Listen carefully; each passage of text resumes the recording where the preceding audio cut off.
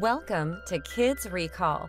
In today's video, we will be going through the 2010 superhero movie Iron Man 2. It's time to recall. Let's get started. Turn on those subtitles and spoilers ahead. The movie opens several months after the events of the first Iron Man movie. We're introduced to a man named Ivan Vanko. Ivan's father, Anton, is slowly dying and telling Ivan his final wishes. Ivan thinks he should have the fame that Tony Stark is enjoying, but Anton tells him to ignore that garbage. All Anton can give Ivan is his knowledge. Ivan takes a blueprint that has his father's name on it and also the name of Howard Stark, Tony Stark's father. Ivan then sets about recreating the arc reactor and begins building his own weaponized suit. Tony Stark has become a champion for world peace thanks to the Iron Man suit, and has practically solved the issue of world peace, or so he claims. 6 months after the end of the first movie, Tony Stark has used his Iron Man armor to bring about a negotiated peace treaty between the major superpowers of the world, and his immense popularity with the general public is only furthered when he fulfills his father's dream of reopening the Stark Expo in Queens, New York City, to showcase all the latest inventions that will benefit the world.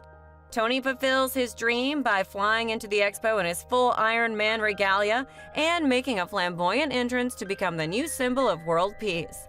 Backstage, following his address, Tony does a quick test of his blood. The palladium he uses to power his chest arc reactor is slowly poisoning his body, and after the event, Tony and Happy are leaving when they're approached by a woman who hands Tony a subpoena, summoning him to a Senate Armed Forces Committee hearing. Tony and Happy decide to take a road trip to Washington, D.C. in Tony's new Audi R8. The next morning, during the Senate hearing, Tony's usual brand of humor becomes the center of attention while completely ignoring the fact that the government has classified the Iron Man armor as a weapon.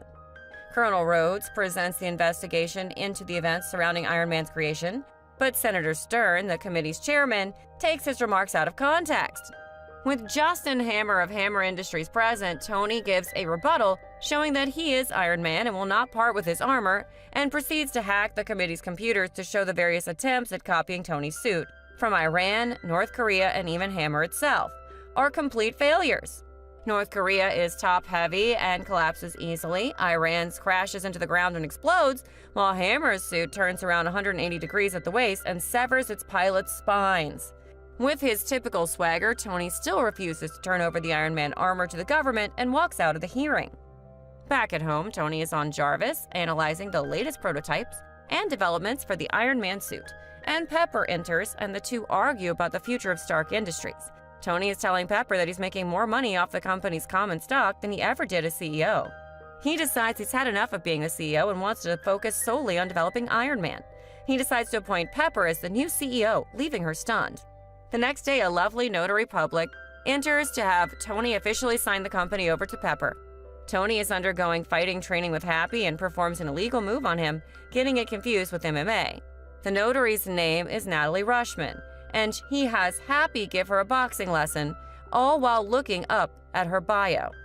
Natalie performs a TKO on Happy using a takedown that shows there's a great deal more to her than appears. Tony heads to Monaco for some much-needed R&R, and at a reception before the Monaco 500, where Stark Industries is sponsoring a driver who has entered a Formula One racer, Tony is greeted by his favorite Vanity Fair reporter, Christine Everhart, who wants Pepper for the cover of the next issue, which will introduce her as the new Stark Industries CEO. Justin Hammer also happens to be there. They also greet Tesla Motors CEO Elon Musk, who wants a panel at the Stark Expo to showcase his latest invention. Tony takes another reading of his blood, finding that the palladium poisoning has increased. Tony decides that he's going to be driving the Stark Industries car instead of the driver that was pre-selected. Stark starts the race, but unbeknownst to him, Ivan Vanko has joined one of the race's pit crews. And under his jumpsuit, Vanko wears a harness with 2 large energy whips powered by the arc reactor he built when his father died. Vanko uses the whips to slice one car in half, cause a massive pileup, and ambushes Tony. As Vanko is wreaking havoc on the track, Happy and Pepper rush to deliver the briefcase Happy carries with him to Tony. Vanko uses his electric whips on the Rolls-Royce Phantom that Happy and Pepper are in, and after repeated ramming attempts, Pepper finally manages to give Tony the briefcase. Tony activates the case, which is a portable version of the Iron Man suit. After a furious battle, Tony's able to defeat Vanko by manually pulling out the arc reactor battery that powers his whips, crushing it after he has Jarvis analyze it. The police grab Vanko and take him into custody, the defiant Vanko yelling at Tony, "You'll lose!" The entire crowd is stunned at what they have just witnessed. Justin Hammer, however, believes that Vanko can be put to a better use. Stark gets a private meeting with Vanko in custody. Vanko asks Tony what it feels like to be a dead man and that palladium in the chest is a very painful way to die. Stark tells Vanko that makes two of them. Later, Hammer breaks Vanko out. He slips Vanko a meal consisting of chicken and mashed potatoes along with a note that says, "Enjoy the potatoes." Vanko and another prisoner are given uniforms with the same identification. Vanko immediately kills the prisoner as well as a guard on his way out of the door and sets the explosive device contained in the potatoes. As he makes his escape, he's bagged by two Hammer operatives and taken away. Hammer knows Vanko needs his resources to outdo Tony, and Vanko obliges. Hammer then hires Vanko to build armored suits based on existing designs. Vanko tells Hammer that they're doing everything wrong. He also requests that Hammer retrieve his pet cockatoo from his home in Russia. On the plane back home, Tony and Pepper are watching the aftermath of the events that took place and are watching a rather angry Senator Stern unload his frustrations with Tony on the O'Reilly factor. Stern is saying that Tony Stark lied to the Senate Armed Forces Committee and that he's in danger of being arrested on felony perjury charges. Stark had told the Senate that other countries as well as Hammer Industries were 20 years away from anything that remotely resembled Iron Man. However, Vanko surprised everyone by making a working copy of the arc reactor. Tony presents Pepper with a gourmet meal and is going to tell her the truth. But they have an awkward moment as Pepper knows that something is up and that Tony isn't telling her the whole truth. Back home, Tony is using Jarvis to conduct investigations into Ivan Vanko. He finds that Vanko's father, Anton Vanko, was Howard Stark's partner and one of the co-founders of Stark Industries. However, Howard Stark found out that Vanko was conspiring to sell weapons to the Soviet Empire and had him arrested for treason and deported to Russia, where he was imprisoned. His son has been seeking revenge against the Stark Empire ever since. While sitting in one of his hot rods in his basement, Tony nearly collapses and is discovered by Rhodes, who tells him that this isn't a good look for him. He shows Rhodey how the palladium is slowly poisoning him. Rhodes also tells him that he's been battling with the Pentagon by stopping them from coming to his Malibu house and taking his suits to be used for weaponized purposes. Tony prepares for what he believes to be his birthday party. He asks Natalie what she would do if this were her last birthday party. Natalie responds that she'd do whatever she wanted with whoever she wanted to do it with. While at the party, Tony is quite drunk while wearing the Iron Man suit and behaving recklessly with his weaponry. In the background, Pepper and Rhodes are discussing that he's gone way off the deep end. Rhodes tells Pepper that he's tired of dealing with the Pentagon and the Armed Forces Committee. Rhodes, finally having enough of Tony's antics, goes and dons the silver Mark II suit. He then challenges Tony to a fight where Tony has the in-house DJ play some good background tunes. The battle ends in a stalemate and Rhodey flies off in the Mark II armor, delivering it to the military authorities at Edwards Air Force Base. Justin Hammer is later invited to study the suit himself and provides them with advanced weapons to arm it. The next day, Tony is at a famous Los Angeles landmark donut shop, Randy's Donuts, sitting in the Iron Man suit atop a famous giant plastered donut. Disgraced and hungover, Tony is approached by S.H.I.E.L.D. director Nick Fury, who tells Stark that despite the problems he's having with the government and his drunken Iron Man antics, which are the least of his worries, Fury has an issue to deal with in the Southwest United States. Tony wonders if Fury and the Avengers Initiative is real, and Fury reassures Tony that it's real, and that he knew Howard Stark very well. In fact, Howard was one of the founding members of S.H.I.E.L.D., the agency he works for. They are joined by Agent Phil Coulson and Natalie Rushman, whose real name is Natasha Romanoff, a S.H.I.E.L.D. agent planted in Stark Industries to monitor Tony himself. A hungover Tony is stunned at this revelation and fires Natasha, but she then tells Tony that it's none of his business and that she's under investigation from S.H.I.E.L.D. And she and Agent Coulson are there to make sure Tony follows orders and doesn't screw up. Fury and Natasha both mention Tony's palladium poisoning. Tony replies that he's investigated and tested every known element and every permutation of them with no success. Natasha injects Tony with a serum that slows the symptoms of his palladium poisoning significantly, giving him the time to find an alternate element to keep him alive. In the meantime, Tony will be confined to his Malibu home. Fury tells Tony some more details about Anton Vanko's relationship with Howard Stark and provides Tony with a chest of his father's old artifacts that can hopefully be used to find a cure for his condition. Tony resists further attempts from S.H.I.E.L.D. interference, but Agent Coulson reassures Tony that he's not going anywhere until Tony finds the answers that he's seeking about his condition. Reviewing the film reels in the chest, Stark discovers a message from his father that leads him to the original 1974 diorama of the Stark Expo.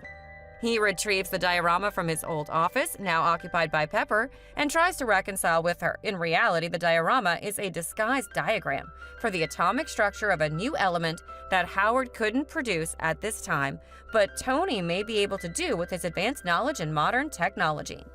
Stark performs a radical alteration of his home workshop and hand-builds a small particle accelerator with the aid of his computer system Jarvis.